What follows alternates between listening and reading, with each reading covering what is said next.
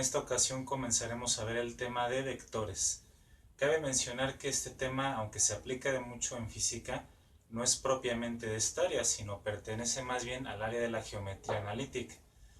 Allí originalmente entonces se define lo que es un vector, como vamos a ver el día de hoy, los elementos que posee, cómo obtener o cómo calcular cada uno de estos elementos o características de un vector, y entonces así poder aplicarlo a problemas de la física, principalmente de la cinemática igualmente, la dinámica, la estática, el electromagnetismo, entre otras áreas más.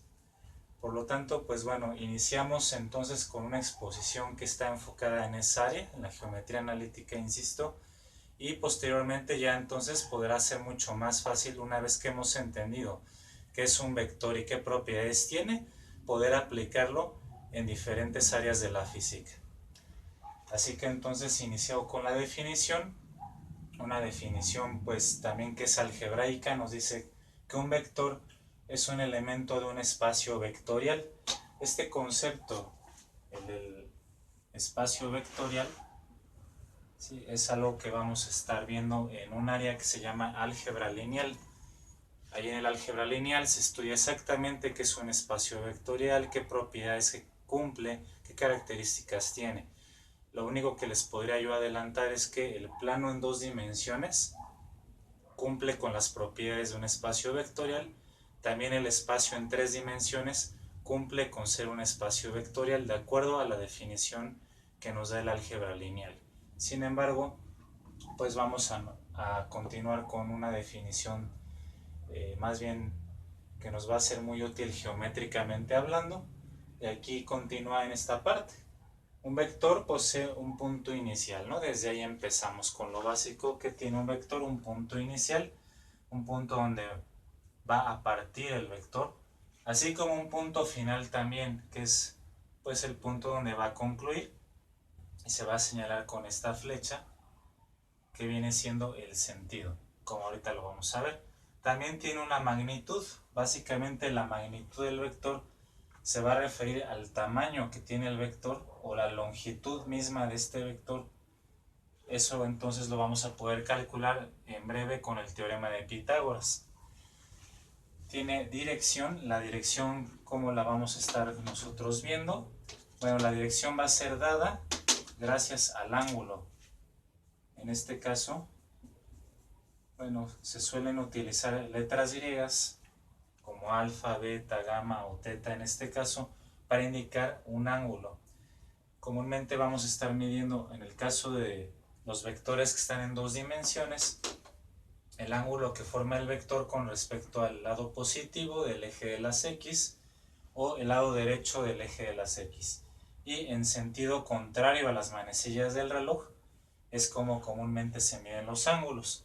Claro que de acuerdo a la geometría también se puede medir en el sentido de las manecillas del reloj, donde entonces el ángulo únicamente tenemos que indicar que es de signo negativo. Esto entonces, ¿qué nos va a proporcionar? La dirección, ¿sí? Vamos a anotarlo también. El ángulo nos va a proporcionar la dirección. Luego tenemos el sentido. El sentido nos va a proporcionar la punta de flecha. Entonces en este caso el vector va a apuntar desde el punto O, que es el origen, hacia el punto A. En este caso, bueno, puesto que estoy en un plano cartesiano, o estamos en dos dimensiones, por eso son dos ejes, un eje horizontal y un eje vertical, el eje de las X y el eje de las Y, pues vamos a estar viendo que tanto el punto inicial, que estaría en este caso en el origen, va a tener coordenadas de la forma x, y en 0, 0, y un punto final que puede estar en cualquiera de los cuatro cuadrantes, x, y. Continuamos aquí leyendo arriba.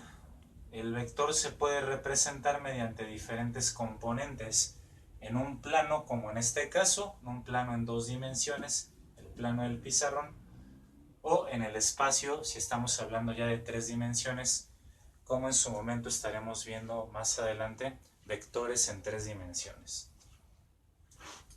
de tal forma que entonces en este caso, en el plano que es el inicio del tema de vectores en geometría analítica, tiene una componente horizontal que va en este caso del origen hacia la coordenada en X, podemos llamarle Vx, ¿sí? Realmente Vx que viene siendo la coordenada que tenemos aquí en X, ¿sí? Vamos a entonces a escribir que X es igual a la componente del vector V en ese eje en X. También se llama componente horizontal. Y la coordenada vertical, que es el valor de Y, en el lenguaje de vectores la vamos a estar conociendo esta coordenada como la componente vertical. V del vector que tengo aquí, subíndice Y. La componente en Y o la componente vertical. Es esto que está marcado en color verde, es esta distancia. Entonces las componentes de un vector, resumiendo, no son otra cosa más que las coordenadas X, Y del punto final de un vector. Así de sencillo son las componentes de un vector, en este caso pues en el plano cartesiano. Bien, ahora vamos a ir deduciendo cómo se calculan cada uno de estos elementos de forma ya matemática, es decir, en base a fórmulas, que es como se nos enseña el tema de vectores en física y luego ya se aplica comúnmente. Entonces, para eso necesitamos entender de dónde provienen esas fórmulas, de dónde provienen estos elementos en un vector. Y como vamos a ver a continuación, básicamente se remite esto a la geometría y a la trigonometría. Así que pues vamos a ver cómo ocurre esto, cómo se obtiene. Primeramente entonces podemos hacer referencia a el cálculo o la obtención de la fórmula de la magnitud de un vector. ¿Sí? La magnitud entonces de un vector, ¿sí? Como ya les estaba yo señalando, se refiere al tamaño o a la longitud que tiene el vector como tal. ¿Sí? Cuánto mide desde este punto inicial, desde su punto inicial hasta su punto final. Para esto entonces vamos a observar que el vector junto con el eje de las X hasta este punto o esta coordenada en X y este segmento en color azul están formando un triángulo rectángulo. Este triángulo rectángulo entonces puede ser sometido al teorema de Pitágoras, por ejemplo, ¿no? De hecho es lo que vamos a hacer aquí. ¿Qué nos dice el teorema de Pitágoras? Que el cuadrado de la hipotenusa, en este caso el vector mismo, representaría la hipotenusa de este triángulo rectángulo. Antes de eso nada más voy a señalar algo que es muy importante aquí respecto a los vectores, que se conoce como la notación de vectores. La notación no es otra cosa más que la forma en cómo se escribe una cantidad o se representa simbólicamente alguna entidad, en este caso un vector. ¿Cómo puedo representar un vector? Bueno, comúnmente vamos a tener, como ya había escrito aquí, una letra, por ejemplo V o alguna otra, y una flecha en la parte superior. Esto ya me indica que estamos hablando de un vector. Entonces esto va a ser igual a un vector V o cualquier otro, ¿no? Según el problema que se nos dé. Sin embargo, cuando yo quiero indicar que la cantidad ya no es como tal un vector, estoy hablando precisamente de la magnitud de ese vector, ¿no? Cuando son cantidades escalares, pues no tenemos ningún inconveniente con esto. Ya sabemos que las cantidades escalares únicamente poseen una magnitud o un tamaño y una unidad de medida, y hasta ahí. Pero una cantidad vectorial, además de poseer magnitud, unidad de medida, posee una dirección y posee un sentido, como lo acabamos de analizar con este vector de manera general. Entonces, cuando yo me refiero a la magnitud de una cantidad vectorial, únicamente me interesa su tamaño, sin su dirección ni su sentido. Esto lo vamos a denotar de dos formas. Puede ser con las barras verticales del valor absoluto. Si esto es valor absoluto, el valor absoluto del vector me va a indicar únicamente la magnitud o el tamaño de este vector, sin su dirección, repito, eso es muy importante. O únicamente el vector sin la flecha, eso también me indicaría entonces que ya no estoy incluyendo la dirección, perdón, y el sentido, únicamente su magnitud. Entonces vamos a hacer esas distinciones, muy importante que ustedes siempre observen eso. En algunos libros, sobre todo, pues ya cuando se abordan libros, por ejemplo, cuando ustedes estudian álgebra lineal o estudian cálculo vectorial, muchos libros, también lo que van a ver es que el vector lo van a representar con una letra negrita, ¿no? O sea, aquí yo remarcaría más el plumón, y esto representa lo mismo que esto, como tal un vector con sus coordenadas o componentes correspondientes. En este caso, como es poco útil o poco práctico estar manejando esta notación, pues únicamente vamos a utilizar la notación con la flecha en la parte de arriba. Entonces, ya aclarando la diferencia entre un vector como tal y su magnitud, vamos a escribir aquí la magnitud, que es la longitud del vector, como ya hemos dicho. De acuerdo al teorema de Pitágoras, va a ser el cuadrado de la hipotenusa, ¿sí? Entonces, la magnitud de este vector elevado al cuadrado va a ser igual a la suma de los cuadrados de los catetos, ¿no? Según Pitágoras. Entonces, este cateto, por ejemplo, o este lado del triángulo, es la componente horizontal, Vx es lo que mide, o la coordenada en x, como ya vimos, es lo mismo. En términos de vectores se utiliza esta notación para la componente horizontal, Vx, el vector v, y la componente en x de ese vector es un cateto elevado al cuadrado más el otro cateto, que es esta medida, ¿no? La cual tenemos aquí también, es decir, la componente vertical o la componente en y de este mismo vector v, más v subíndice y elevado al cuadrado. Eso es lo que establece originalmente el teorema de Pitágoras para todo triángulo rectángulo. Únicamente lo que vamos a hacer es despejar esta magnitud con este cuadrado que tenemos, lo tenemos que mandar como lo contrario, ¿no? O sea, como raíz cuadrada. Entonces ya llegaremos a la fórmula de la magnitud del vector v, va a ser la raíz cuadrada de vx al cuadrado más v en y al cuadrado.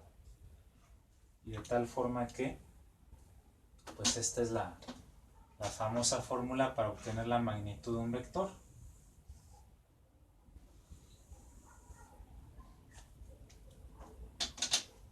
Y entonces, ¿qué voy a hacer con esta fórmula? Bueno, una vez que ya comprendimos que se obtiene básicamente del teorema de Pitágoras, una vez que ya entendimos estos elementos en la gráfica de un vector en dos dimensiones, en este caso, pues ahora lo más adecuado sería memorizarla de aquí en adelante. Ahora vamos a continuar determinando la dirección de un vector, ¿no? La dirección del vector, bueno, dijimos que la dirección es el ángulo que forma el vector con el eje X, con el lado positivo del eje X. Y para esto, ¿qué vamos a utilizar? Bueno, trigonometría, porque la trigonometría relaciona los lados o catetos de un triángulo rectángulo con precisamente uno de sus ángulos agudos. En este caso, el ángulo que estamos midiendo con respecto al eje de las X. Si nosotros analizamos las funciones principales trigonométricas, o sea, las primeras tres, seno, coseno y tangente, de hecho la que nos vamos a utilizar en este caso para la dirección del vector es la tangente. Entonces vamos a escribir aquí la dirección, ¿sí? Cómo se va a deducir gracias a la función tangente. La tangente del ángulo es el cateto opuesto a ese ángulo dividido entre su cateto adyacente. El cateto opuesto a este ángulo es el que está enfrente de él. Este cateto verticalmente, bueno, pues es esta medida, o sea, la componente en y de ese vector v y. Por lo tanto, la tangente del ángulo va a ser igual a VY, o la componente vertical del vector, dividido entre el cateto adyacente, o que está al lado del ángulo, ¿sí? Sin incluir la hipotenusa. Esta es la hipotenusa, el mismo vector. Y el cateto, entonces vamos a marcar aquí, este es el cateto opuesto, que es esto. Y este lado sería entonces el cateto adyacente, o sea, Vx, V subíndice X, la componente horizontal del vector. Esto implica entonces que despejando este ángulo θ de aquí, la función tangente va a pasar como lo contrario, que viene siendo la función tangente inversa,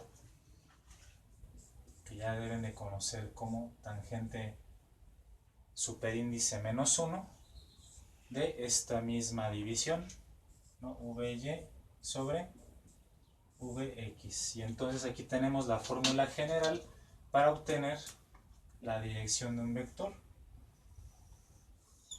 Con la tangente inversa de la componente vertical dividida entre la componente horizontal, nos va a dar la dirección o el ángulo que forma el vector con el eje de las x.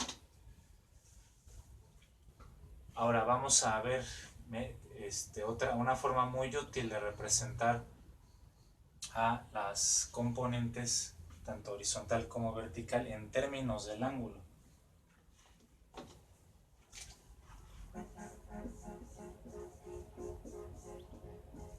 Entonces estas componentes del vector o coordenadas, que viene siendo lo mismo,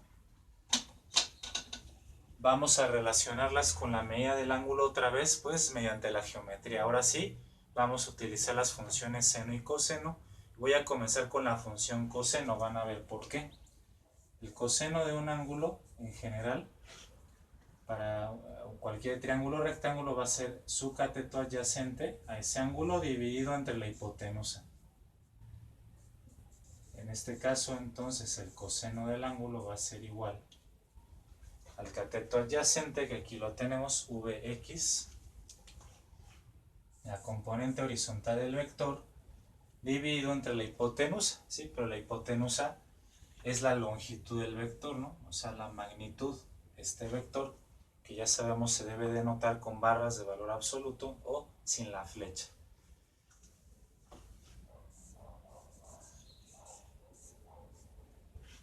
Y de aquí vamos a despejar a Vx.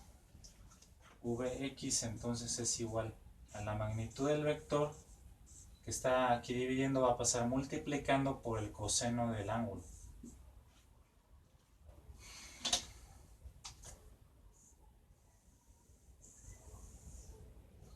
Y aquí tenemos la fórmula de la componente horizontal de cualquier vector en términos de que de su magnitud, el tamaño del vector, ¿sí? Lo que mide de largo el vector, y el coseno del ángulo, ¿no? O su dirección. Ahí está incluida el ángulo θ, la dirección.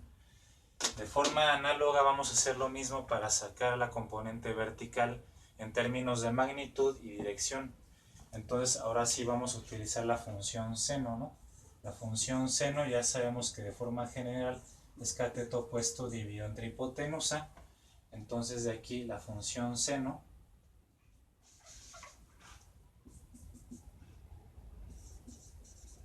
es igual al cateto opuesto al ángulo, o sea, la VY, la componente vertical del vector, dividido entre la hipotenusa, que es la magnitud del vector. Finalmente, pues despejamos de aquí VY.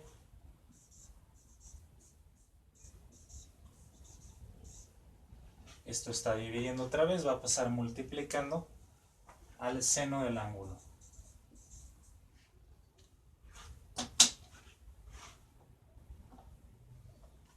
Y aquí obtenemos también entonces la fórmula para obtener la componente vertical de cualquier vector en términos de su magnitud igual y dirección.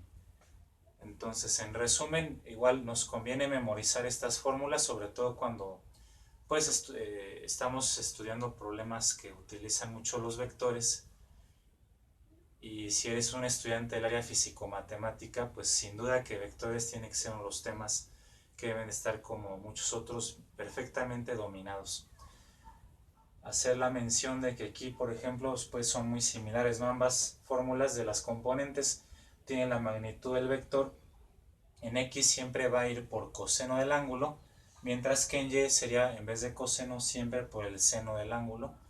Y de esta forma, si yo relaciono en mi mente o recuerdo que X va con coseno y Y va con seno, bueno, pues ya entonces estaré trabajando mucho más rápido en una gran variedad de problemas igualmente aplicados a la física. De tal forma que con estos elementos básicos, pues nosotros vamos a estar trabajando y resolviendo una gran cantidad de problemas, como ya se los he dicho. Y muchos de estos componentes también pues son muy, digamos, muy similares a lo que se ven con vectores. Aquí está en 2 dimensiones. Cuando pasen a ver vectores en 3 dimensiones, que sobre todo es un tema universitario o de nivel superior, pues ya van a tener una gran ventaja, ¿no? Para realmente poder entender esos temas. Otra cuestión aquí que tenemos que finalmente pues señalar con los vectores va a ser que hay operaciones entre ellos, ¿no? Podemos sumarlos, podemos restarlos y podemos multiplicarlos. La división en ese caso sí no se maneja con los vectores, pero las demás operaciones sí las vamos a estar trabajando, tanto de forma analítica. Cuando hablan de un método analítico en vectores, por ejemplo, lo que nos quiere decir es que es algebraico, ¿no? Yo puedo hacer una suma de este vector que le llame v con otro vector w, ¿no? Que puede estar en cualquier sitio. Y entonces obtener un vector resultante en base a una regla específica que nos va a dar el álgebra de los vectores. La multiplicación lo mismo, sin embargo también hay métodos gráficos, ¿no? Esa es otra cuestión que estaremos abordando en un video aparte, cómo sumar vectores o restarlos gráficamente, cómo multiplicarlos o cómo interpretar la multiplicación de vectores, que son dos: producto punto o producto escalar y el producto cruz o producto vectorial. También esos productos o multiplicaciones de vectores tienen interpretaciones geométricas.